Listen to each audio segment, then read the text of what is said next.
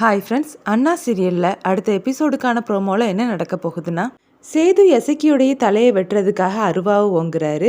அப்போ ஒரு பெரிய பொருள் அவர் மேலே வந்து விழுது. எசக்கி திரும்பி பார்க்குறாங்க. அங்கே சண்முகம் வந்து நிற்கிறாரு.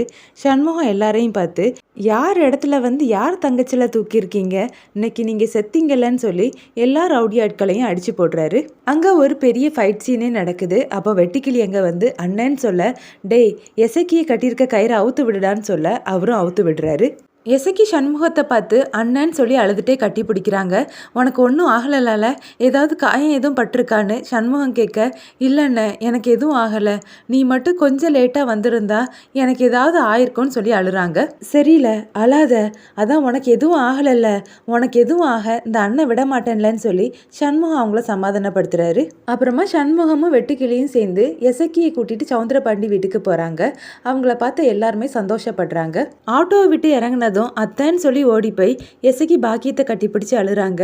என் குலசாமி நீ வந்துட்டியா, நான் ரொம்ப பதறி போயிட்டேன்டி, நான் வேண்டாத சாமி கிடையாது, நீ நல்லபடியா வந்துட்ட, எனக்கு அதுவே போதும்னு சொல்லி பாக்கியமும் அழுறாங்க.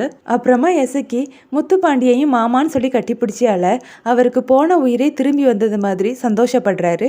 எசக்கியை கடத்தினதுக்கும் இவருக்கும் எந்த சம்பந்தமும் இல்லைல்லன்னு பாக்கியம் சண்முகத்துக்கிட்ட சொல்ல, அத்தை நீ என்னதான் சொன்னாலும் எனக்கு என்னமோ இவர் மேலே தான் சந்தேகமாக இருக்குதுன்னு சண்முகம் சொல்கிறாரு. இல்லைல்ல, நான் சொல்கிறது உண்மைதான், காலையிலேருந்து இந்த ஆள் இங்கே தான் இருக்கிறாரு, அவர் ஒரு ஃபோன் கூட பேசலைல்ல, நான் பார்த்துட்டு தான் இருந்தேன்னு பாக்கியம் சொல்கிறாங்க. முத்துப்பாண்டி சவுந்தரபாண்டியையும் பாண்டியம்மாவையும் பார்த்து, உங்கள் ரெண்டு பேருக்கும் எசக்கியை கடத்தின விஷயத்தில் சம்மந்தம் இருக்குதுன்னு எனக்கு தெரிய வந்துச்சுது, உங்கள் ரெண்டு பேரையுமே கரும்பு மிஷினில் கொடுத்து ஜூஸ் ஆக்கிடுவேன்னு சொல்ல ரெண்டு பேருமே ஷாக் ஆகி நிற்கிறாங்க. இதோட எபிசோட் ப்ரோமோ முடியுது.